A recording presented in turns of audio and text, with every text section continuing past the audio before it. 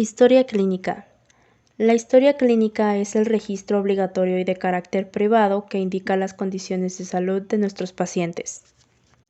En aves, una buena historia clínica debe de tener la fecha de admisión de la parvada, los datos del propietario, datos del paciente, los cuales incluyen los nombres, la especie, color de capa o plumaje, sexo, si presentan algún dimorfismo, edad, raza, peso, las vacunas, desparasitaciones y control de ectoparásitos que ha llevado, la dieta que lleva, frecuencia con la que se ha alimentado, el motivo por el cual está en consulta.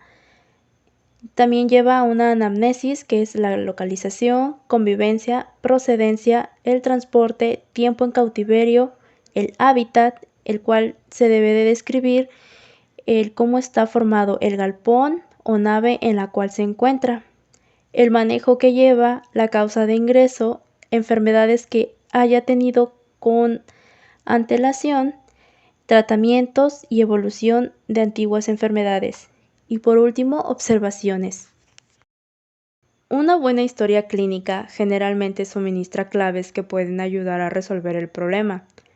Obtener información concerniente al tipo de ave, edad, fuente y cantidad consumida de agua y alimento, crecimiento, producción, morbilidad y mortalidad, descripción del caso, problemas previos, programas de vacunación, medicinas utilizadas, entre otras cosas.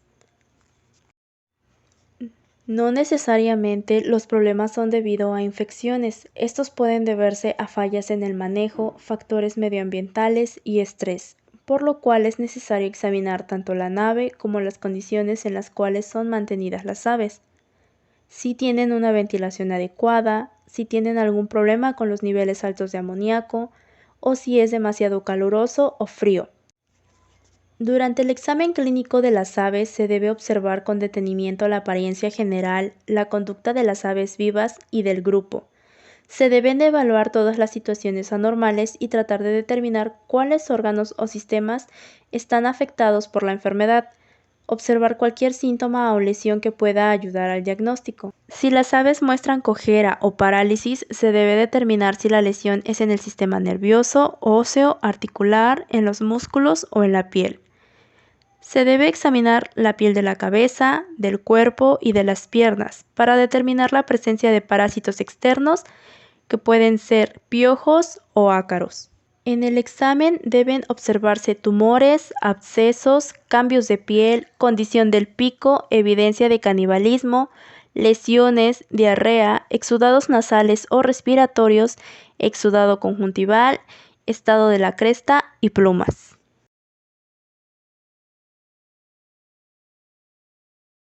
¿Cómo manejar y sujetar a las aves de corral?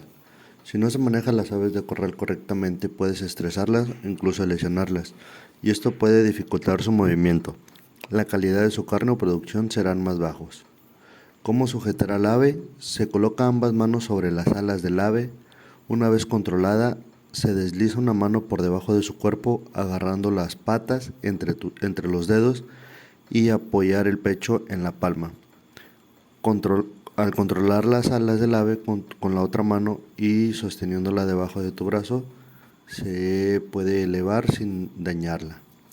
Nunca trates de mover a un ave golpeándolo, presionando en partes sensibles del cuerpo, levantando o arrastrando el ave por el pescuezo, cabeza, ala o cola, empleando un instrumento afilado o de descarga eléctrica o arrojándola con los pies.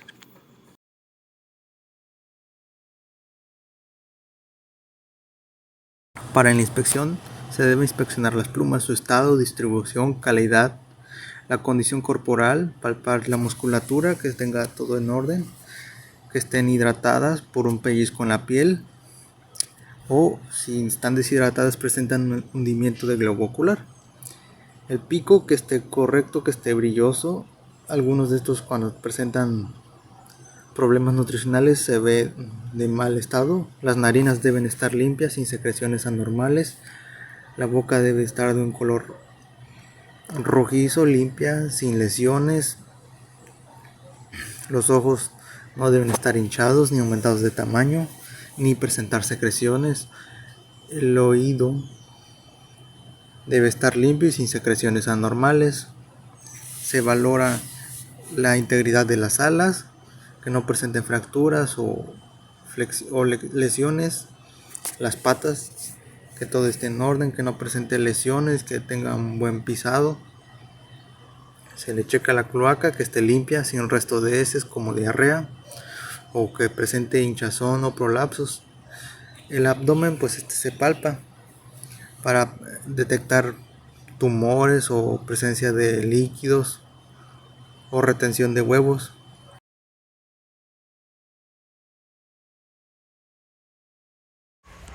En la auscultación vamos a necesitar la ayuda del estetoscopio, el cual nos dará una valoración de la frecuencia cardíaca y de la respiración más adecuada. En condiciones normales vamos a tener una frecuencia cardíaca que va de 140 a 240 latidos por minuto y una frecuencia respiratoria que va de 15 a 30 respiraciones por minuto. En las aves, la sintomatología típica pasa desapercibida por el reflejo de huida relacionada con su condición de presa. El reflejo de huida es complejo y le permite al individuo escapar y protegerse ante un estímulo que represente algún peligro. Esto evita que el ave demuestre algún signo de enfermedad o dolor, ya que eso lo convierte en presa fácil para los predadores. Un reflejo de huida negativo indica que el ave está muy enferma y su pronóstico es desfavorable.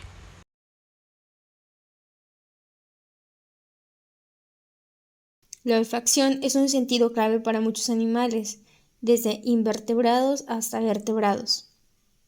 Mediante la olfacción, los animales obtienen información de su entorno, les permite encontrar alimento, reconocer y o señalizar fronteras territoriales para alertar y o detectar a competidores, detectar depredadores, reconocer a individuos con específicos o incluso evaluar la calidad y el estado de salud de posibles parejas. Las aves pueden utilizar la olfacción para encontrar alimento. Por ejemplo, el zopilote cabecirrojo es capaz de dirigirse a las corrientes de aire ascendente que arrastran olores y de esta manera localizar carroña. Las aves del orden Passeriformes utilizan el olfato para hallar los árboles con más insectos herbívoros en sus hojas. El lorigarrulo distingue el olor del néctar de diferentes plantas para alimentarse.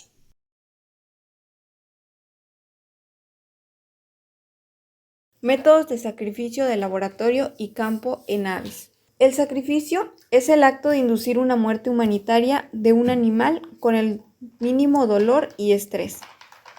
El objetivo del procedimiento es sacrificar instantáneamente a las aves y que éstas no sufran durante el proceso.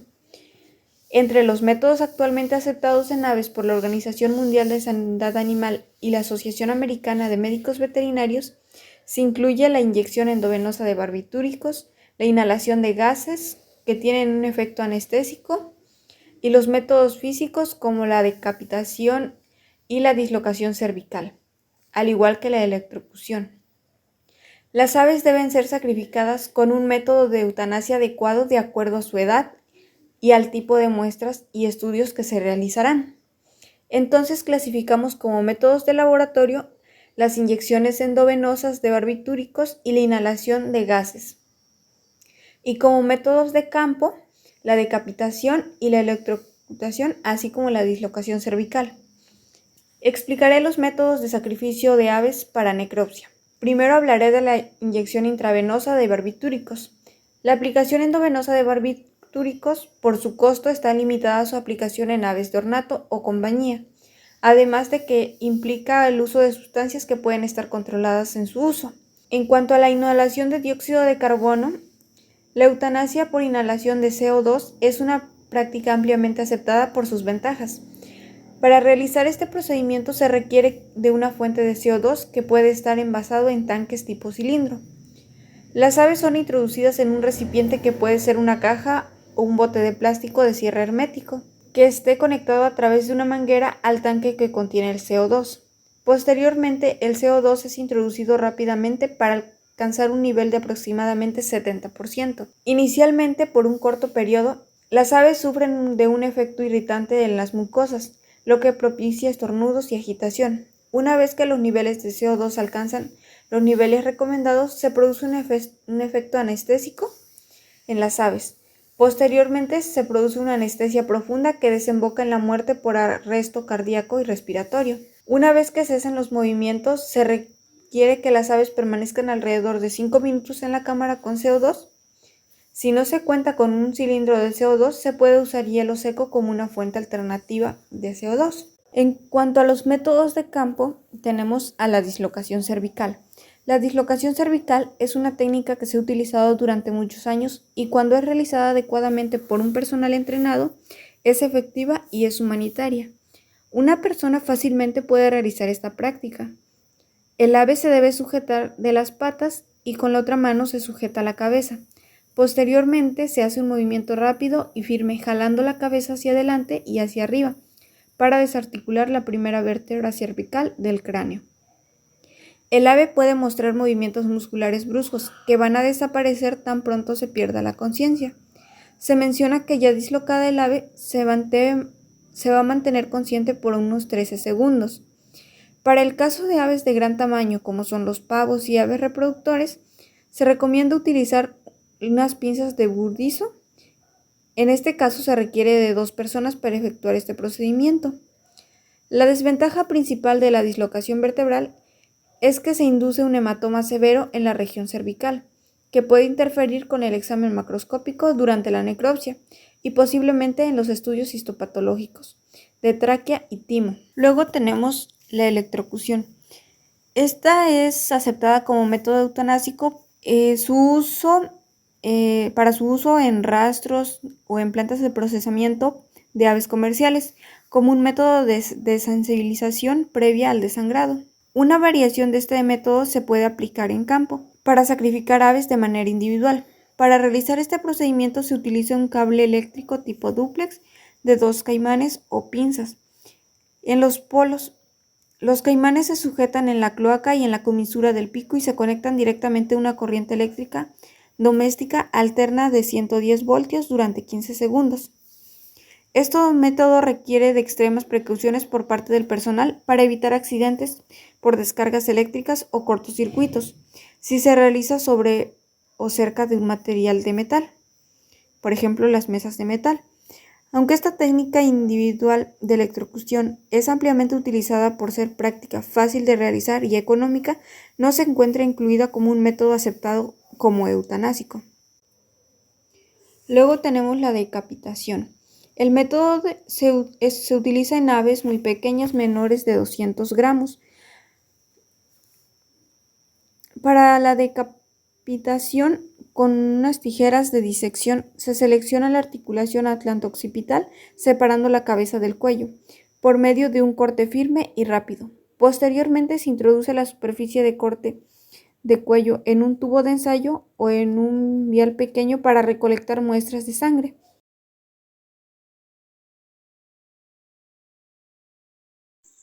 Necropsia para aves, como materiales ocuparemos mango de bisturí y hoja de bisturí.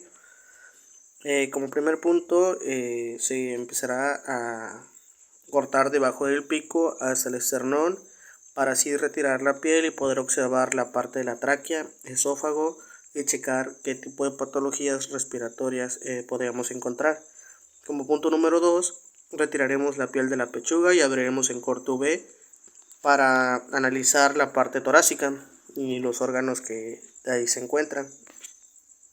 Como punto número 3, abrimos el tórax para empezar a analizar por sistemas, empezando con el corazón, pulmones, hígado, molleja y checar los intestinos gruesos y delgados si están llenos de gases y también poder observar los proventrículos y la bolsa de Fabricio, ya que en este sistema se encuentran el 50% de las patologías a analizar en el cuerpo del ave.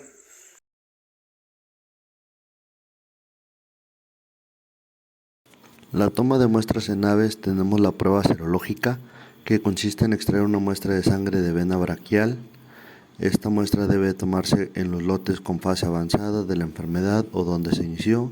Debe de estar el ayuno presente y debe tomarse de 1 a 3 mililitros de sangre por animal.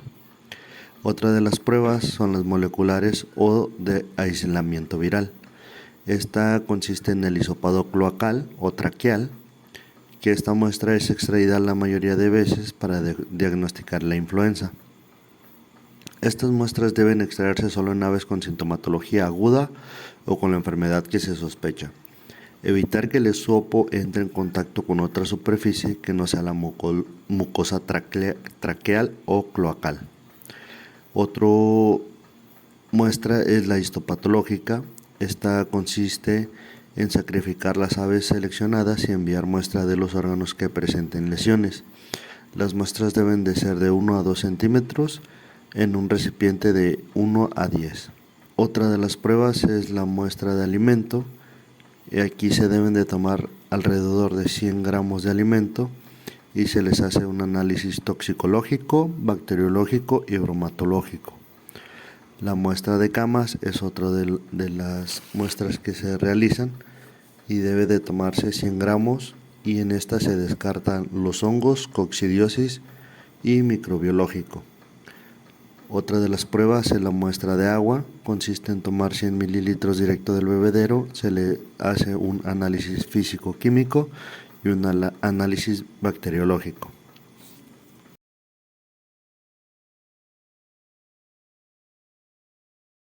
La avicultura moderna, como cualquier otra industria, tiene como norte de su actividad la rentabilidad. Los productores no tienen opción distinta a la de buscar el máximo de eficiencia. Por lo tanto, para que los pollos expresen al máximo el potencial productivo contenido en su genética, es imprescindible manejar un entorno adecuado que les proporcione las condiciones ambientales adecuadas. La temperatura, humedad, calidad del aire son algunos de los factores ambientales a tener en cuenta durante el periodo productivo de las aves domésticas. Los sistemas de producción pecuarios actúan bajo el concepto de sistemas abiertos de tal manera que conforman una unidad natural compuesta por factores bióticos y abióticos. Los factores bióticos y abióticos son los factores del ecosistema y tienen un papel importante en la formación del ecosistema en nuestras producciones. Los factores bióticos pueden definirse como los componentes físicos y químicos no vivos en la producción, mientras que los factores bióticos son los componentes vivos de un ecosistema. Tanto los factores bióticos como los abióticos influyen en la supervivencia y la reproducción. Ambos componentes están relacionados entre sí. Si un componente o un factor es eliminado, cambia, afectando todo el ecosistema de la producción. Entre los factores bióticos y abióticos existen entre ellos un gran intercambio de materia y energía. Además de los componentes bióticos, cuentan con un conjunto de prácticas que incluyen la tecnología y los recursos humanos, mediante los cuales se lleva a cabo la producción agropecuaria. Una de las interacciones entre los componentes del sistema pecuario que más influye tienen a escala productiva es la relación entre el entorno y el animal. El entorno en el que el animal se desempeña está compuesto primordialmente por los factores ambientales o climáticos, el cual debe estar estructurado con el objetivo de brindar bienestar. Los animales sobreviven si se desarrollan en un ambiente confortable y adecuado. El ambiente animal es la reunión de todas las condiciones externas que afectan el desarrollo, la respuesta y el crecimiento animal. Los factores que afectan el ambiente se clasifican en factores físicos, tales como el espacio, la luz, el sonido, la presión y el equipo, factores sociales como el número de animales y factores técnicos tales como la temperatura del aire, la humedad relativa, el movimiento del aire, la radiación térmica, entre otros. Estos factores antes mencionados en relación a las enfermedades nos van a indicar la supervivencia de agentes patológicos que pueden determinar un brote de enfermedades en nuestras producciones avícolas.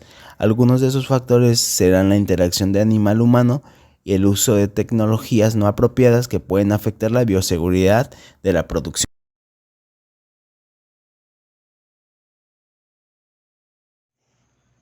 Bioseguridad. La bioseguridad es el conjunto de prácticas de manejo que van encaminadas a reducir la entrada, salida, transmisión y diseminación de agentes patógenos y sus vectores en las unidades de producción.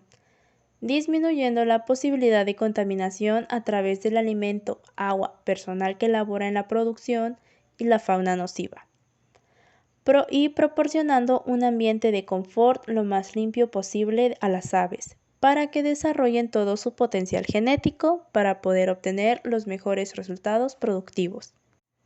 La unidad de producción debe contar con un programa de bioseguridad escrito, el cual deberá de hacerse del conocimiento del personal que pretenda ingresar a la unidad.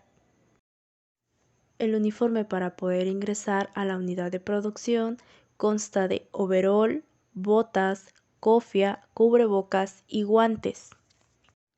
Entre las medidas más importantes de la bioseguridad están los procesos de limpieza y desinfección de las granjas, las cuales, al realizarse de manera efectiva, aseguran que las enfermedades no se transmitan de una parvada a otra, o de una granja o producción avícola hacia otra.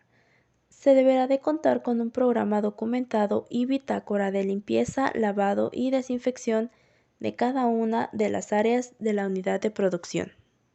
Limpiar significa remover el polvo, residuos de alimento, cama y todo tipo de materia orgánica, y la desinfección es la eliminación de microorganismos a través de un desinfectante, que es una sustancia que al aplicarse a los objetos destruye o inactiva los microorganismos. En este caso se desinfectará con cloro. En el exterior de las casetas se debe de recoger todo tipo de basura y maleza que crezca a los lados y entre ella. También se debe de lavar la parte externa. El lavado de las instalaciones se debe realizar con detergente para eliminar de manera eficiente toda la suciedad. Después del lavado con el detergente, la caseta y el equipo se deben enjuagar con agua limpia, arrastrando todo el agua hacia afuera de la caseta. En el caso de la desinfección, la limpieza tiene una gran relevancia, ya que si no se realiza adecuadamente, la desinfección no será efectiva. Después de lavar, se debe desinfectar el área por completo, ya que no es suficiente el lavado como única medida sanitaria. La desinfección se realizará hasta que toda la caseta esté completamente limpia, seca y se hayan concluido todas las reparaciones en ella.